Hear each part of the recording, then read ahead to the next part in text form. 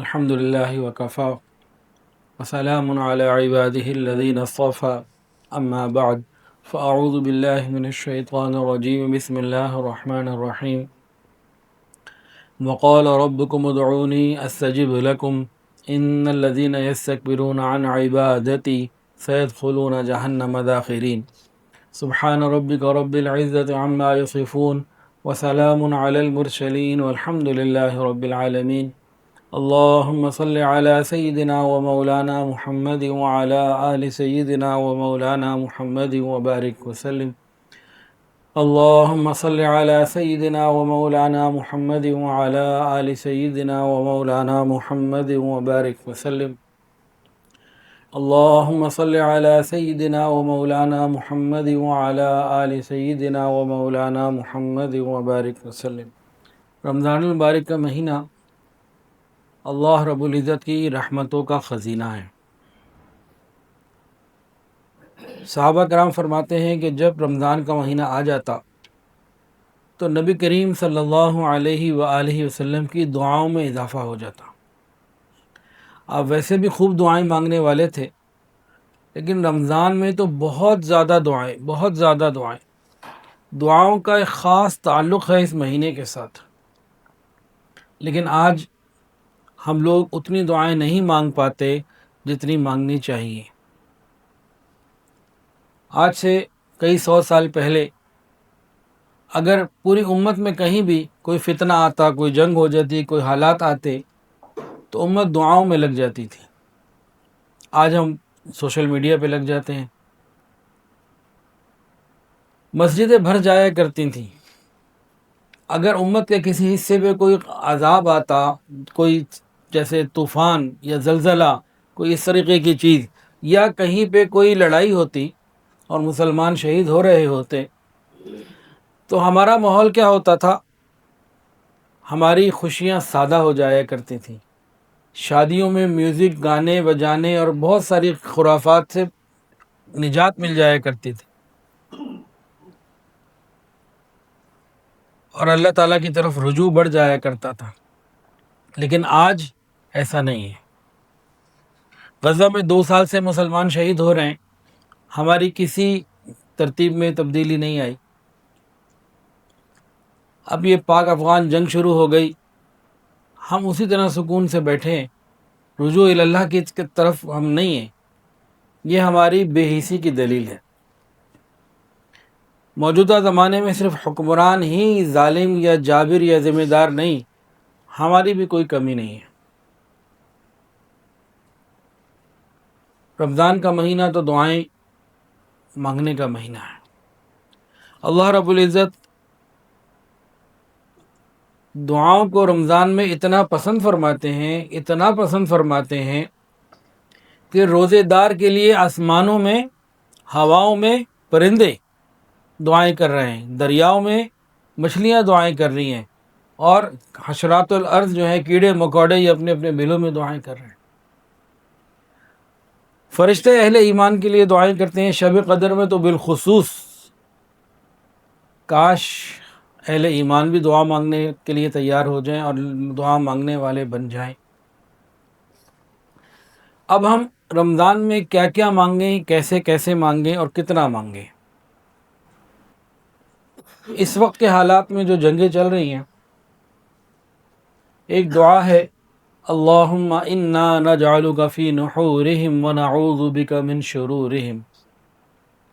اللہم انا نجعلک فی نحورہم ونعوذ بک من شرورہم۔ اللہم انا نجعلک فی نحورہم ونعوذ بک من شرورہم۔ اللہم انا نجعلک فی نحورہم ونعوذ بک من شرورہم۔ اس دعا کو لکھ لیں، یاد کر لیں، اور صحیح الفاظ کی ادائیگی کے ساتھ اس کو ہم مانگیں۔ ان حالات کے لیے یہ بہترین ہے۔ اس کے علاوہ اور بھی دعائیں ہیں، اللہ تعالیٰ سے امن مانگنا، عافیت مانگنا، امت کے لیے بھلائی مانگنا ہر اعتبار سے. ایک بہت اہم بات توجہ سے سنیں گے تو انشاءاللہ دلوں میں اترے گی. امام غزالی رحمۃ اللہ علیہ فرماتے تھے، ایک عجیب بات فرمائی انہوں نے، کہ اللہ رب العزت نے حضرت موسیٰ علیہ السلام کو 40 راتوں کے لیے کوہ طور پہ بلایا اور اللہ تعالیٰ نے ان کو اپنا خصوصی قرب عطا فرمایا. 40 راتوں میں حضرت موسیٰ علیہ السلام کو اللہ رب العزت نے اپنا خاص قرب عطا فرمایا. وہ نبی ہیں اور ان کا معاملہ تو پوری یعنی کہ بہترین اور جدا ہے، اس کا ہمارا کوئی مقابلہ ہو نہیں سکتا، لیکن سمجھانے کے لیے بتایا کہ اے امت محمدیہ، اللہ رب العزت کی رحمت تمہارے اوپر اتنی زیادہ ہے کہ رمضان میں 20 تراویح میں 40 سجدے، 20 رکعت تراویح میں 40 سجدے، یہ ہر رمضان کی رات میں تمہارے لیے 40 قرب کے مواقع ہیں. تراویح کے سجدے، ہر سجدہ قرب الہی کا ایک الگ اور مستقل اور علیحدہ موقع ہے. تو تراویح کے سجدے کو ہم عام سجدہ نہ سمجھیں، یہ قرب الہی کی خصوصیت کے ساتھ اللہ نے اپنی رحمت سے عطا فرمایا ہے. اس کے علاوہ ایک سجدہ اور بھی ہے، تہجد کی نماز کا سجدہ. سارا سال لیکن رمضان المبارک میں تو خاص طور سے رات کو آوازیں لگ رہی ہوتی ہیں، ہے کوئی مانگنے والا کہ اس کو عطا کروں، ہے کوئی توبہ کرنے والا کہ اس کی توبہ کو قبول کروں. تو تراویح میں تو پھر کچھ لوگ ہوتے ہیں نا مسجد میں، لیکن تہجد میں تو انسان ہے اور رب ہے تو اور کوئی ہے ہی نہیں، تنہائی ہے، خصوصی وقت ہے. تو تہجد کے اندر نفل نماز کی یعنی تہجد کے سجدوں میں سبحان ربی الاعلیٰ، سبحان ربی الاعلیٰ، سبحان ربی الاعلیٰ 5 یا 7 دفعہ یا اس سے زیادہ مرتبہ پڑھنے کے بعد ہم قرآن اور حدیث کی دعاؤں کا اہتمام کریں. تراویح کے اندر بھی اگر ہو جائے تو بہت ہی اچھا، خاص موقع ہے قرب الہی کا کہ سبحان ربی الاعلیٰ 3 یا 5 مرتبہ پڑھنے کے بعد ہم کوئی دعا اللہ سے تراویح کے سجدے میں مانگ لیں. طویل نہ مانگیں، طویل سجدوں کے لیے رکھ لیں، مختصر تراویح کے لیے رکھ لیں، کیونکہ ہر سجدہ ایک الگ مستقل موقع ہے. کون سی دعا مانگیں؟ ہر وہ دعا جو قرآن مجید میں آ گئی یا رسول اللہ صلی اللہ علیہ وآلہ وسلم نے ہمیں سکھا دی. سبحان ربی الاعلیٰ 3 مرتبہ پڑھنے کے بعد ہم اللہ تعالیٰ سے کوئی بھی دعا مانگ سکتے ہیں. ایک دعا بہت آسان ہے، ہم سب کو آتی ہے، ربنا آتنا فی الدنیا حسنہ وفی الآخرۃ حسنہ وقنا عذاب النار، یہ مانگ لیں. یا پھر صرف رب اغفر لی، رب اغفر لی، اتنا ہی مانگ لیں. یا پھر یہی دعا جو آج کل کے حالات کے حوالے سے بتائی، جب بھی مدینہ طیبہ میں جنگ کے حالات ہوتے، پریشانی کے حالات ہوتے، تو صحابہ کرام یہ دعا کثرت سے مانگا کرتے تھے، اللہم انا نجعلک فی نحورہم ونعوذ بک من شرورہم. تو سبحان ربی الاعلیٰ پڑھنے کے بعد 3 مرتبہ تراویح میں یا 5 مرتبہ پڑھنے کے بعد سجدے میں اس دعا کو مانگ لیں. رہ گئی تہجد کی بات، تو تہجد میں تو بھائی کھل کے مانگے، خوب مانگے، جتنی دعائیں یاد ہیں، رب اجعلنی مقیم الصلاۃ یاد ہوتی ہے، یہ بھی مانگ سکتے ہیں. تو جو دعائیں ہمیں صحیح یاد ہیں وہ ہم اللہ سے مانگیں. یاد رکھیے، اگر ہم یقین کے ساتھ مانگیں گے ان اوقات میں تو انشاءاللہ تعالی اپنی زبان سے نکلی ہوئی دعاؤں کو آنکھوں سے قبول ہوتا ہم خود دیکھیں گے. مانگنے کی ضرورت. حدیث کے اندر آتا ہے افطاری کے وقت یعنی روزے دار کی دعا رد نہیں ہوتی افطار کے وقت. تو افطاری کے وقت دعاؤں کا بہت زیادہ اہتمام میں خود بھی کروں، میں اپنے گھر والوں سے بھی کہوں، اپنے گھر میں بچے عورتیں سب سے کہوں کہ بھئی یہ دعا کا وقت ہے، دعا کی طرف متوجہ ہو جائے. اب گھروں سے جو فیڈ بیک آ رہا ہے نا وہ 2 قسم کا ہے. آج 11واں روزہ ہے، تو بعض گھروں میں تو الحمدللہ رمضان آیا ہے اور بعض گھروں میں تھوڑا آیا ہے، تھوڑا ابھی تک غیر رمضان چل رہا ہے. وہ لوگ روزے تو رکھ لیتے لیکن مزید آگے پیچھے معاملات ان کے سیٹل ابھی نہیں ہو سکے، 11 دن میں بھی نہیں ہو سکے. جن گھروں میں تو رمضان صحیح طریقے سے آیا وہاں کیا ترتیب ہے؟ سحری افطاری مناسب طریقے سے چل رہی ہے، تراویح کی پابندی بڑے شوق کے ساتھ چل رہی ہے، اور گھر کا ہر فرد قرآن مجید کی تلاوت میں اور دعاؤں میں متوجہ ہے، اور ان گھروں میں باقاعدہ مستورات کو بھی وقت دیا جا رہا ہے کہ بھئی اپنے سونے جاگنے کی، اپنے کھانے پکانے کی ترتیب ایسے رکھیں کہ آرام بھی ہو، کام بھی ہو، عبادت بھی ہو۔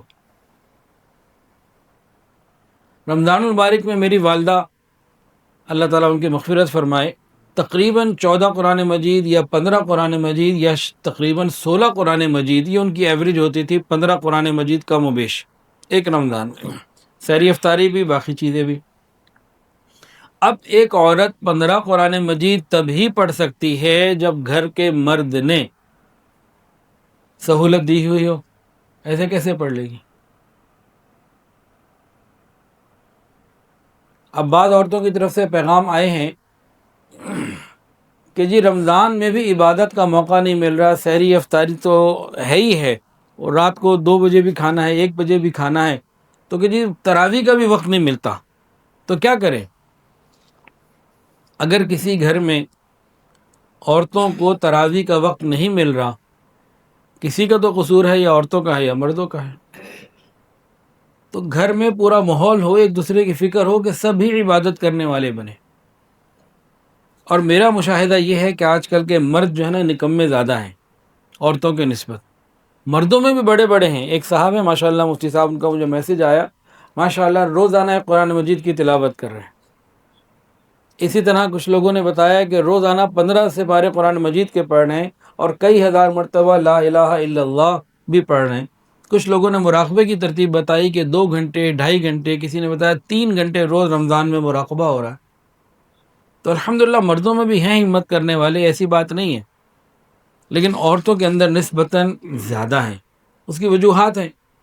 ایک وجہ تو یہ کہ مردوں نے جاب پہ جانا ہے اور باہر کے معاملات ہیں، عورتوں کے تو وہ معاملات اس طریقے سے نہیں ہیں۔ تو اگر ہم گھر کی عورتوں کے لیے اس طریقے کا کوئی نظم بنائیں گے تو وہ عبادات میں بہت ساری عورتیں مردوں سے آگے نکل جائیں گی، تو اس کے بھی اہتمام کرنے کی ضرورت ہے۔ جن گھروں میں یہ ترتیب ہے کہ عورتیں سارا دن بھی کام کریں، سحری میں بھی کام کریں، اور ان کو اپنی عبادت اور آرام کا موقع نہ ملے، تو ان کو ایک بات سننے کی اور سمجھنے کی ضرورت ہے۔ نبی کریم صلی اللہ علیہ وآلہ وسلم نے ارشاد فرمایا، جو اپنے ملازم کو، جو اپنے ماتحت کو، اپنے ملازم کو رمضان میں کچھ ریلیف دے دے، آسانی دے دے، کام میں کمی کر دے، اللہ تعالیٰ اس کی مغفرت فرما دیتے۔ تو جو ملازم کو آسانی دے دے اس کی مغفرت ہو جائے گی، جو گھر میں موجود اپنی والدہ کو یا اپنی بیٹی کو یا بیوی کو یا بہو کو، گھر میں موجود عورتوں کو آسانی دے گا، کیا اس کی مغفرت نہیں ہوگی؟ اس کو پکڑ لیا جائے گا۔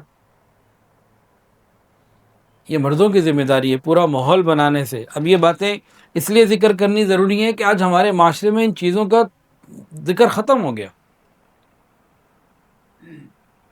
آج بھی صبح ایک والد صاحب آئے ہوئے تھے، اولاد کی وجہ سے پریشان، کئی آتے ہیں اولاد کی وجہ سے پریشان،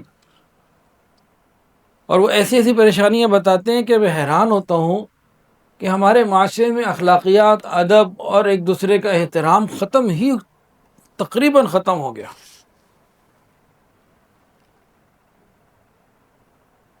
ان حالات میں ایسی مجالس کی اہمیت پہلے سے زیادہ ہے۔ دعا مانگنا کیا ہے؟ یہ عبادت ہے۔ دعا سے بندے کی ضروریات تو پوری ہوتی ہی ہیں، لیکن یہ عبادت بھی ہے، اور یہ اللہ کے قرب کا ذریعہ بھی بن جاتی ہے۔ قرآن مجید کی ایک آیت ہے بڑی مزیدار، قُلْ مَا يَعْبَأُ بِكُمْ رَبِّي لَوْلَا دُعَاؤُكُمْ، کہہ دیجئے محبوب کہ میرے رب کو تمہاری کچھ پرواہ نہیں تھی اگر تم اس سے دعا نہ مانگتے ہوتے۔ بعض مفسرین نے اس آیت کے تحت لکھا ہے کہ اللہ رب العزت نے یوں بتایا کہ مجھے تمہارے پیدا کرنے کی کوئی ضرورت ہی نہیں تھی، گویا کہ میں نے پیدا ہی اس لیے کیا ہے کہ تم مجھ سے مانگو میں تمہیں دوں۔ اگر مخلوق نہ ہوتی تو اللہ کسے عطا کرتے؟ اگر مخلوق گناہ نہ کرتی تو اللہ تعالیٰ کسے معاف کرتے؟ اللہ تعالیٰ کی صفت ہے عطا کرنا، اللہ تعالیٰ کی صفت ہے غفاری، معاف کرنا، اللہ تعالیٰ کو پسند ہے معاف کرنا، اللہ تعالیٰ کا فیوریٹ کام ہے دوسروں کو معاف کرنا. یہ اللہ تعالیٰ کی ایک خاص، اس پہ اللہ محسوس کیوں ہوتا ہے کہ اللہ بہت خوش ہوتے ہیں لوگوں کو معاف کر کے.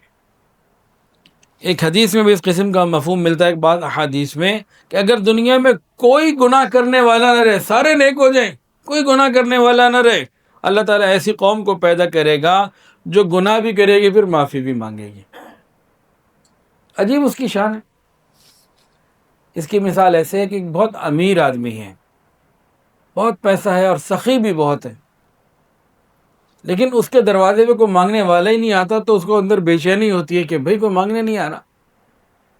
اب ایک آدمی غور کیجئے، سخی ہے، مال بھی بہت ہے، دینا بھی چاہتا ہے، اب اس کے دروازے پہ کوئی مانگنے آ جائے تو اس کو مانگنے آنے والے کو دیکھ کے خوشی ہوگی یا غصہ آئے گا؟ تو خوشی ہوگی، چلو کوئی آیا. تو اللہ رب العزت کو خوشی ہوتی ہے کہ کوئی بندہ ان کے در پہ جائے اور مانگے. کیا مانگے اور کتنا مانگے؟ بہت کچھ مانگے، سب کچھ مانگے، بے حساب مانگے. اللہ رب العزت خوش ہوتے ہیں، عطا فرماتے ہیں.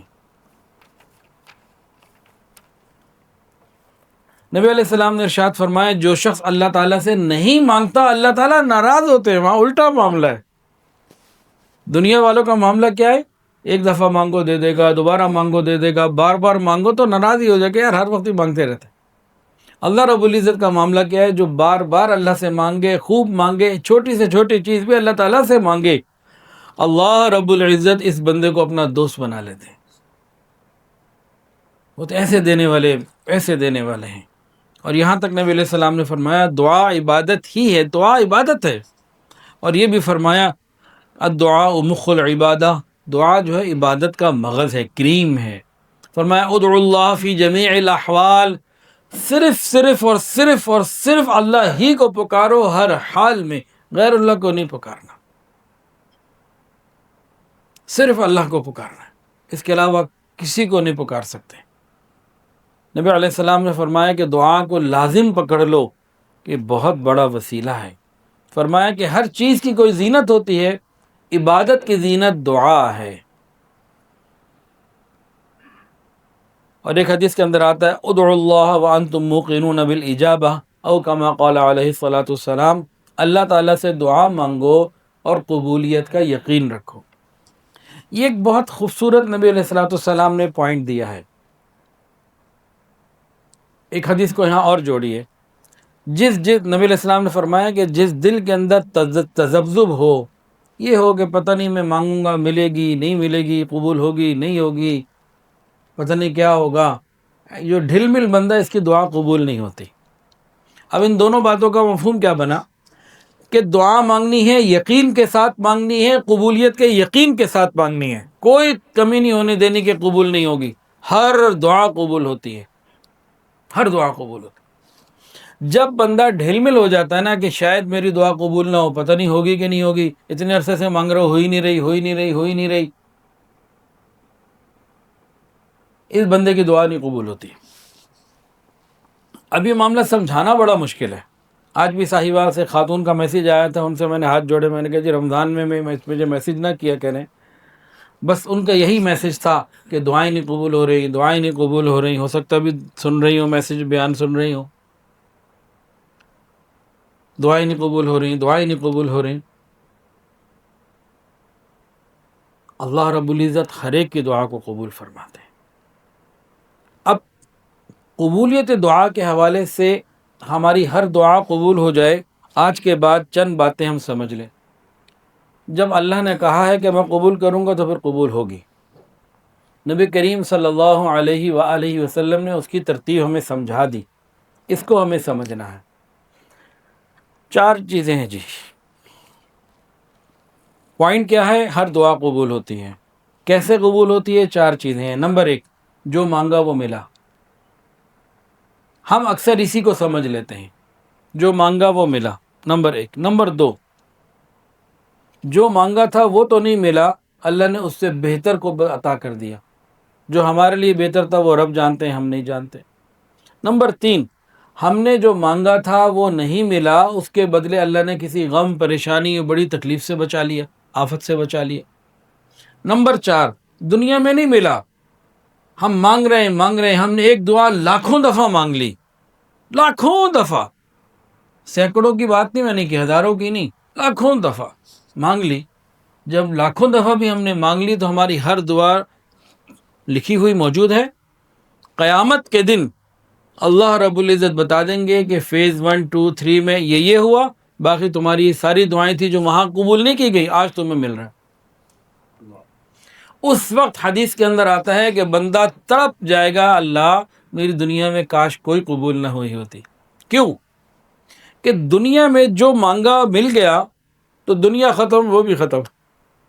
آج جو مل رہا ہے وہ بہت زیادہ ہے اور ہمیشہ ہمیشہ کے لیے ہے۔ آپ کو میں حضرت پیر ذوالفقار احمد نقشبندی رحمۃ اللہ علیہ کا ایک جملہ لکھوا رہا ہوں، یہ دل پہ لکھیے گا، یہ دل کی زمین پہ اس کو نا گاڑ دیجئے، پھر قبولیت دعا کے مزے لیجئے۔ حضرت جی رحمۃ اللہ علیہ فرماتے تھے کہ قیامت کے دن کوئی بندہ اللہ رب العزت کے دربار میں کھڑے ہو کر یہ نہیں کہہ سکے گا اللہ میں نے مانگا تھا مجھے نہیں ملا۔ پھر سن لیجئے، دلوں پہ لکھ لیجئے، دلوں کی تختی پہ اس کو کندہ کر دیجئے۔ حضرت جی رحمۃ اللہ علیہ فرماتے تھے قیامت کے دن کوئی بندہ اللہ رب العزت کے دربار میں کھڑے ہو کے یہ کہہ نہیں سکے گا اللہ تعالیٰ میں نے آپ سے مانگا تھا مجھے نہیں ملا۔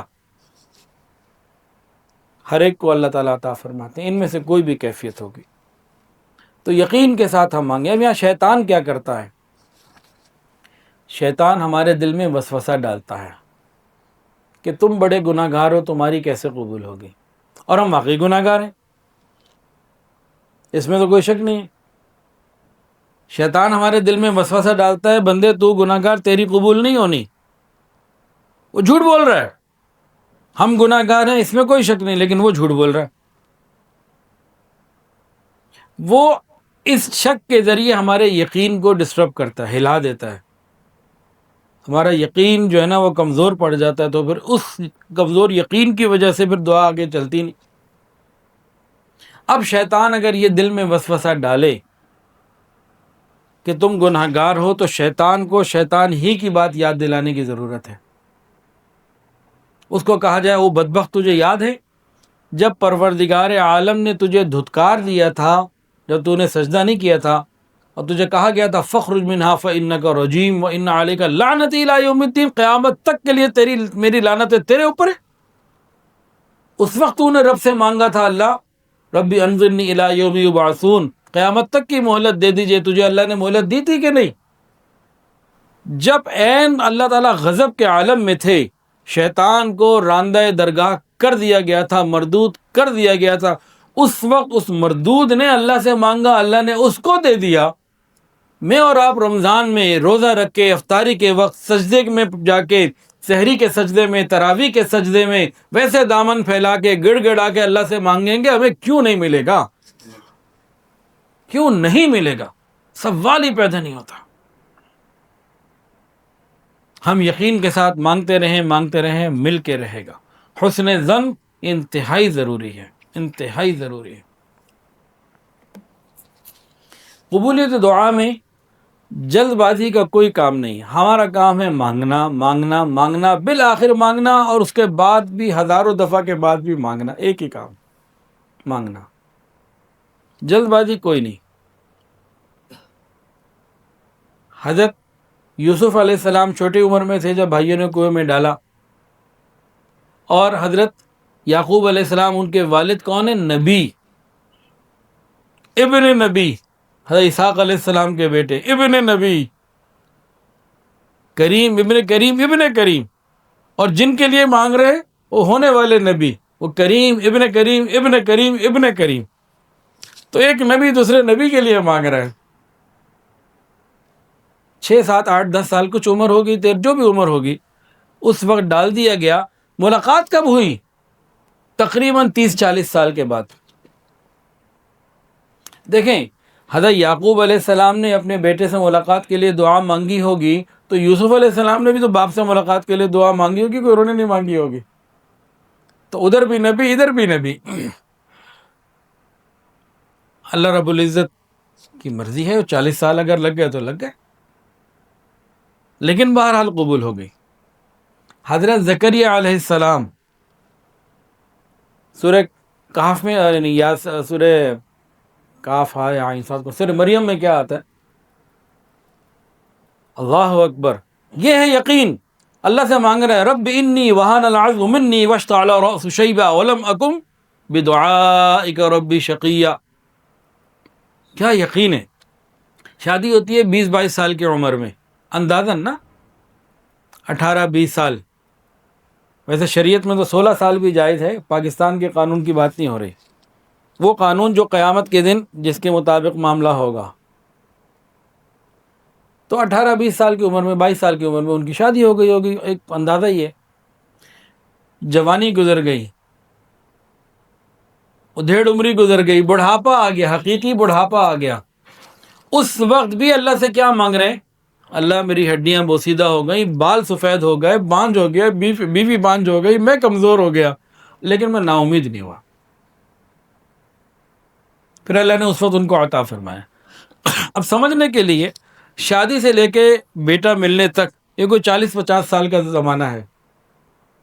مانگنے والا نبی، جو ملا وہ بھی نبی. میں اور آپ کس کھیت کی گاجر بولی ہے، جلدی کس بات کی ہے. ہمارا کام ہے مانگنا، اور مانگتے رہنا، ملے گا ضرور. بعض دعائیں ایسی ہیں جو نہیں مانگنی چاہیے. گناہ کی دعا نہیں مانگنی چاہیے، قطع رحمی کی دعا نہیں مانگنی چاہیے. جو چیز اللہ تعالیٰ نے روز اول سے طے کر دی اس کے خلاف دعا نہیں مانگنی چاہیے. مثلا کسی کو اللہ نے مرد بنا دیا، دعا کرے اللہ مجھے عورت بنا دے، نہیں. پھر اسی طرح حضرت جی رحمۃ اللہ فرماتے ہیں کہ ایک عورت تھی، کچھ بیماری ہوئی تو جو اندر کا سلسلہ تھا اولاد والا وہ ختم کروا دیا گیا، وہ ختم ہو گیا. اب اس کو پتہ ہے کہ اب میں میڈیکلی ماں یہ نہیں بن سکتی. اب وہ اللہ سے مانگ رہی ہے اللہ مجھے اولاد دے دے، مجھے اولاد دے دے، مجھے اولاد دے دے. اس کو بتا رہے ہیں بھائی آپ کے نہیں ہو سکتا. انہوں نے کہا اللہ تو دے سکتا ہے نا، اللہ تو قادر ہے نا، اللہ تو قادر ہے نا. ایسی دعائیں اس طریقے سے نہیں مانگنی چاہیے. کیا ہوا کئی سال دعا مانگی بھی کہتی ہے کہ بس میں نے تو نمازیں بھی چھوڑ دی ہیں، دوتے نہیں. کچھ ایسے معاملات ہوتے ہیں کہ جو تقدیر میں لکھ دیے گئے، ہمارے سامنے آ گئے، کھل گئے. اب اس کے پیچھے پڑ جانا یہ ہمیں شیطان لگاتا ہے اور پھر مایوسی کی طرف لے جاتا ہے. اسی لیے کہتے ہیں اللہ والوں سے تعلق، علماء سے تعلق، معاملے کو سمجھ لینا پھر بات بنتی ہے. ایک صاحب نے ایک حدیث سنی، ان کی جناب آج سے کووڈ سے پہلے کی بات ہے، 10 سال پرانا واقعہ ہے یہ اندازاً. 3.5 لاکھ 3,60,000 روپے کی تقریباً ان کی 3 لاکھ سے کچھ اوپر ان کی سیلری تھی ہر مہینے. 10 سال پہلے 3 لاکھ روپے بڑی سیلری تھی، آج بھی اچھی ہے لیکن 10 سال پہلے اس سے اچھی تھی. انہوں نے ایک بڑی کمپنی میں جو ہے نا وہ جاب کر رہے تھے اکاؤنٹس کی. انہوں نے کئی حدیث سن لی کہ اللہ تعالیٰ نے تجارت میں زیادہ رکھا ہے اور باقی چیزوں میں رزق کم رکھا ہے. ان کا اچھا ٹھیک ہے میں بھی تاجر بن جاتا ہوں. پھر جاب کو چھوڑ دیا، گھر بیچ دیا. تجارت، ایک تاجر کے بعد جاب تو کر رہے تھے لیکن تجارت کرنا کوئی اور چیز ہوتی ہے، کسی تاجر کے بعد جاب کرنا کوئی اور چیز ہوتی ہے. گھر بیچ کے جناب تجارت شروع کر دی.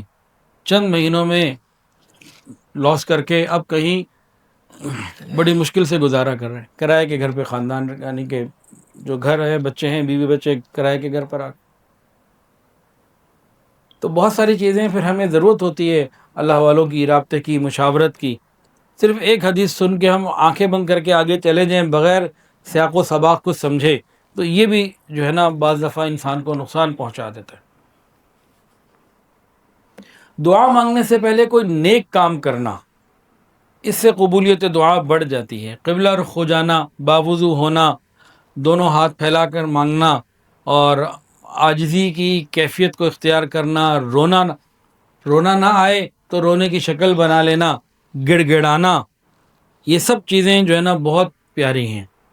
اللہ رب العزت کے اسماء الحسنہ کا واسطہ دے کے دعا کرنا. اللہ نے فرمایا قل ادعوا اللہ او ادعوا الرحمن ایما تدعوا فلہ الاسماء الحسنہ. آپ فرما دیجئے کہ خواہ اللہ کہہ کے پکارو یا رحمان کہہ کے، جس نام سے بھی پکارو گے اس کے اچھے اچھے نام ہیں. ہمارے ہاں 27ویں شب کو ہر سال اسماء الحسنہ کے ساتھ دعا بھی ہوتی ہے. الحمدللہ اس سال بھی انشاءاللہ تعالی ہوگی. تاخراتوں میں جو بیانات ہوتے ہیں اس میں 27ویں شب کو انشاءاللہ تعالی ہوگی. تو دعاؤں میں اللہ رب العزت کے ناموں کا بھی واسطہ دینا. اب چند نام سن لیجئے اور ان کا آپس میں جوڑ ذرا سمجھیے کتنا خوبصورت ہے. حنان یا حنان یا حنان. حنان کیا مطلب؟ وہ ذات جو کسی کو روٹھنے نہ دے اور اگر کوئی روٹھ جائے تو منانے میں جلدی کرے.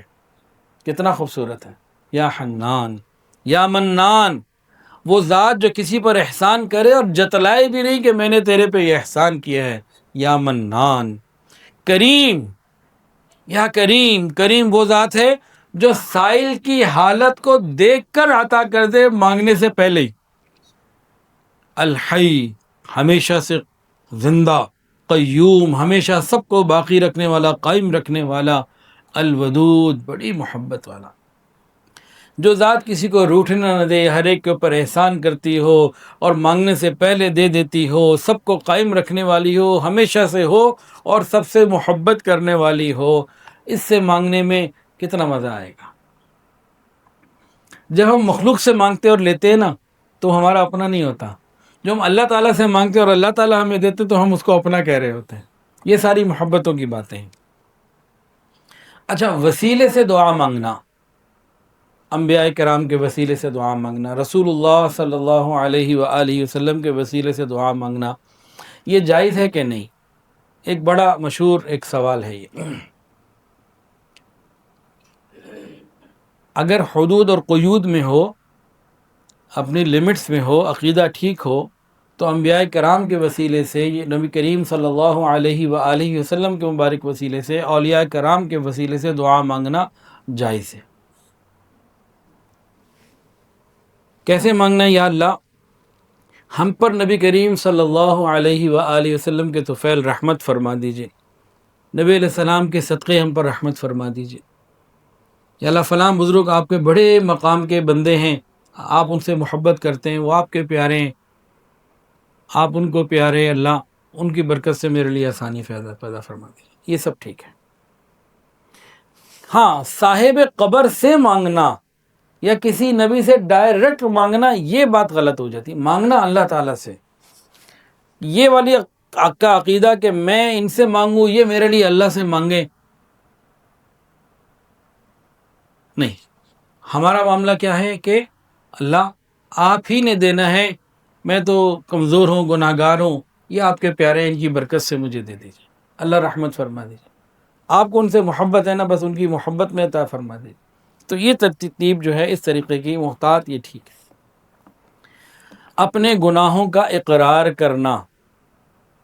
عدالت میں جب مجرم ہوتے ہیں نا تو جو فوری طور پر گناہوں پر اقرار کر لیتے ہیں ان کے ساتھ نرمی ہوتی ہے، جو اکڑتے رہتے ہیں پھر ان کے ساتھ سختی ہوتی ہے. تو یہی معاملہ سمجھ لیجئے. اللہ رب العزت کے سامنے تنہائی میں اپنے گناہوں کا اقرار کرنا اور اللہ سے معافی مانگنا. امام احمد بن حنبل رحمۃ اللہ علیہ بڑی پیاری دعا مانگتے تھے. اے اللہ، جس طرح آپ نے ہماری پیشانیوں کو غیر اللہ کے سامنے جھکنے پہ روک دیا، اللہ ہمارے ہاتھوں کو غیر اللہ کے سامنے پھیلنے سے بھی روک دے. کیا خوبصورت دعا ہے. اے اللہ، جس طرح آپ نے ہماری پیشانیوں کو غیر اللہ کے سامنے جھکنے سے روک دیا. کیا مطلب؟ قبر کے آگے نہیں جھکتے، بتوں کے آگے نہیں جھکتے. اللہ آپ نے روکا نا، آپ نے حفاظت فرمائی. اے اللہ اسی طرح ہمارے ہاتھوں کو غیروں کے سامنے پھیلنے سے بھی بچا لے، اپنی طرف سے عطا فرما دیجیے.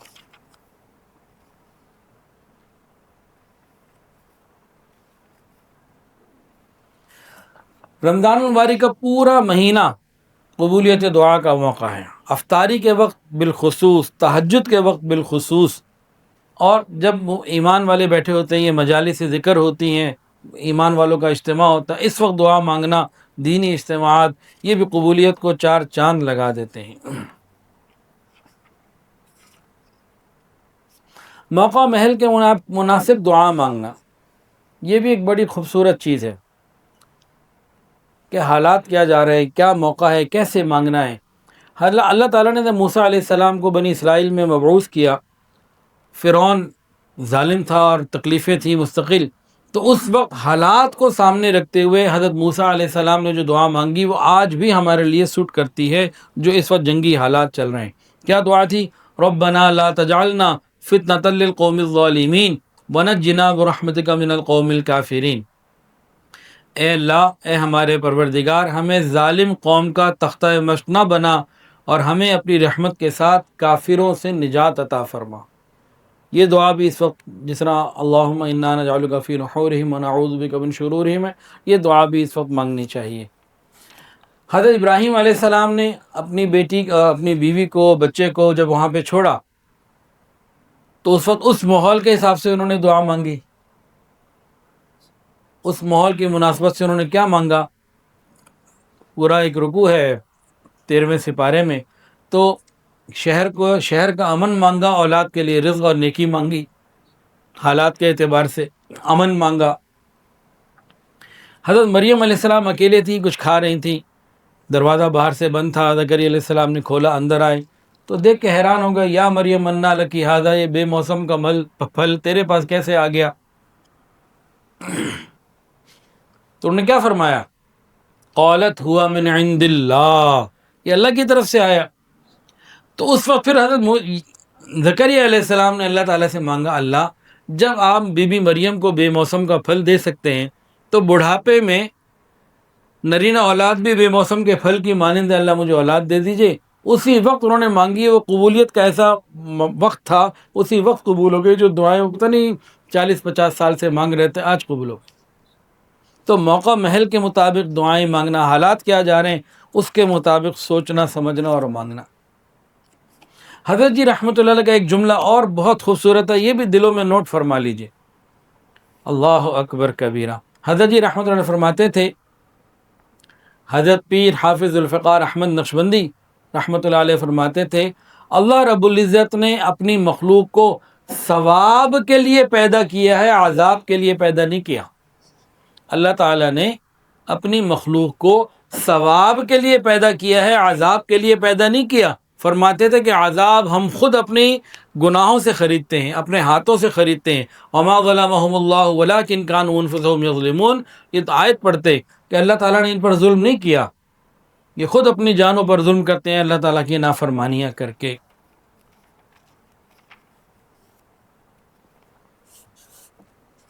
دعا مانگتے ہوئے ادھر ادھر ہم نہ دیکھیں، دعا مانگتے ہوئے بس اللہ تعالیٰ کی طرف متوجہ ہو جائیں۔ کوئی ایسی دعا مل جائے نا تو بڑا مزہ آ جائے۔ ہم جب دعا مانگ رہے ہوتے ہیں، حضرت جی رحمۃ اللہ نے فرمایا کہ ایک مرتبہ مطاف میں بیٹھے تھے، بیت اللہ شریف سامنے کئی لوگ تھے، تو ایک ساتھی تھے، وہ دعا مانگ رہے تھے، دعا مانگنے کو انہوں نے ہاتھ ایسے پھیرے۔ حضرت نے پوچھا آپ نے کیا مانگا ابھی؟ حضرت یاد نہیں کیا مانگا۔ یہ بیت اللہ شریف کے سامنے بیٹھے بندے کی حالت ہے۔ آج فجر میں ایک مسجد میں بیان تھا، تو نماز سے پہلے 15 منٹ پہلے میں پہنچ گیا، اللہ نے پہنچا دیا۔ تو ایک صاحب قرآن مجید کی تلاوت کر رہے تھے، اس کے بعد پھر وہ دعا مانگنے لگے۔ اب وہ دعا مانگ رہے ہیں، دائیں بائیں ہر طرف دیکھ رہے ہیں۔ اب کوئی قرآن مجید اوپر رکھ رہا ہے، کوئی ادھر آ رہا ہے جا رہا ہے، ہر ایک کے اوپر ان کی نظر بھرپور ہے اور دعا بھی مانگ رہے ہیں۔ ایسی دعائیں نہیں قبول ہوتی۔ دعا مانگتے وقت دل کی توجہ پوری اللہ تعالیٰ کی طرف ہو۔ ایک واقعہ حضرت جی رحمۃ اللہ سنایا کرتے تھے، حجاج بن یوسف کا۔ ایک ظالم بادشاہ گزرا ہے۔ ایک مرتبہ حجاج مطاف میں آیا، وہاں ایک نابینا اللہ تعالیٰ سے مانگ رہا تھا، یا اللہ مجھے آنکھیں دے دے، یا اللہ مجھے بینائی دے دے۔ حجاج اس کے قریب سے گزرا تو رک گیا، کہا او اندھے کیا مانگ رہا ہے؟ اس نے کہا میں اللہ تعالیٰ سے آنکھیں مانگ رہا ہوں اور اتنے عرصے سے مانگ رہا ہوں۔ تو حجاج نے جب سن لیا تو اس کو کہا دیکھ میں طواف کرنے جا رہا ہوں، 7 چکروں کا طواف ہوتا ہے، میرے طواف پورا ہونے سے پہلے اگر تیری آنکھیں نہ آئیں تو گردن میں تیری کٹوا دوں گا۔ اور میرا اپنا تعارف کرا دیا میں یہ ہوں، اور ساتھ پہ ایک پولیس والے کو کھڑا کر دیا کہ بندہ کھڑا تو بھاگ بھی نہیں سکتا۔ اب یہ چل پڑا۔ طواف کے لیے اب پیچھے بندہ ہے جو تھا نا نابینا، پہلے اللہ سے مانگ رہا تھا یا اللہ آنکھیں دے دے، یا اللہ آنکھیں دے دے، اب مانگ کی گڑ گڑاہٹ آ گئی، اندر بہت عاجزی اور تضرع آ گئی، آہوزاری آ گئی، اللہ مجھے آنکھیں عطا فرما دیجئے، پہلے تو صرف آنکھوں کا مسئلہ تھا، اب تو زندگی کا مسئلہ بن گیا۔ اللہ پہلے تو صرف آنکھوں کا مسئلہ تھا، اے اللہ اب تو زندگی کا مسئلہ بن گیا، اللہ رحمت فرما دیجئے۔ اب جو اس نے تڑپ کے مانگا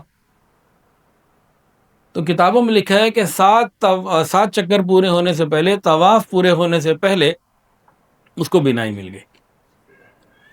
اب حجاج بن یوسف آیا اور اس نے کہا جیسے تو پہلے مانگ رہا تھا تجھے نہیں ملنی تھی۔ تو ہم اکثر دعاؤں میں گڑ گڑانا بھی نہیں ہوتا، تو گڑ گڑا کے مانگنا اور اللہ سے مستقل مانگنا، تو اللہ تعالیٰ بہت مہربانی فرماتے۔ اب ایک آخری بات کر کے نا ہم بات کو مکمل کرتے ہیں تاکہ کچھ دعا ہو جائے، توبہ کے کلمات ہو جائیں، مراقبہ ہو جائے، پھر وہ افطاری والوں نے افطاری بھی لگانی۔ حضرت جی رحمۃ اللہ فرماتے ہیں کہ حضرت رحمۃ اللہ فرماتے ہیں کہ حضرت نے ہزاروں مرتبہ اس قبولیت دعا کے نسخے کو اپنایا۔ یہ حضرت نے خود لکھا ہے کتاب میں۔ قبولیت دعا کا نسخہ جو میرے اور آپ کے ہر ایک کے کام بھی آئے گا، اور ہر ایک کو ایسے بہت سارے موقع بار بار ملتے ہیں، بہت ملتے ہیں۔ ہم ان موقعوں کو ضائع نہ کریں، ان موقعوں کو کام میں لائیں کہ جب وہ موقع ملے ہم فوری طور پر اس نصیحت پر عمل کر کے اللہ تعالیٰ سے مانگ لیں، اللہ ہماری دعا کو قبول فرما لیں۔ وہ کیا نصیحت ہے جو حضرت نے فرمائی؟ کیا واقعہ ہے؟ فرمایا کہ جب کبھی زندگی میں کوئی ایسا موقع آئے کہ ہم کسی گناہ کے کرنے پر قادر ہوں اور اللہ تعالیٰ کے ڈر کی وجہ سے ہم گناہ نہ کریں، اس وقت اللہ سے مانگیں گے تو جو مانگیں گے مل جائے گا۔ یہ حضرت جی رحمۃ اللہ نے قبولیت دعا کا گر بتایا ہے کہ جس وقت ہمارے پاس گناہ کرنے کا موقع ہو، پوری قوت اور قدرت ہو، کوئی روکنے والا نہ ہو، ہم وہ گناہ کر سکتے ہوں اور خوف خدا کی وجہ سے وہ گناہ نہ کریں، تو اللہ رب العزت سے اس وقت ہم جو مانگیں گے مل جائے گا۔ اللہ تعالی ہمیں اس کی توفیق عطا فرمائے۔ وآخر دعوانا ان الحمدللہ رب العالمین۔ ویڈیو کے نیچے سبسکرائب کے بٹن پہ کلک کریں، بیل کے آئیکن پہ کلک کیجئے تاکہ ہر نئی ویڈیو کی نوٹیفیکیشن آپ کو مل جائے۔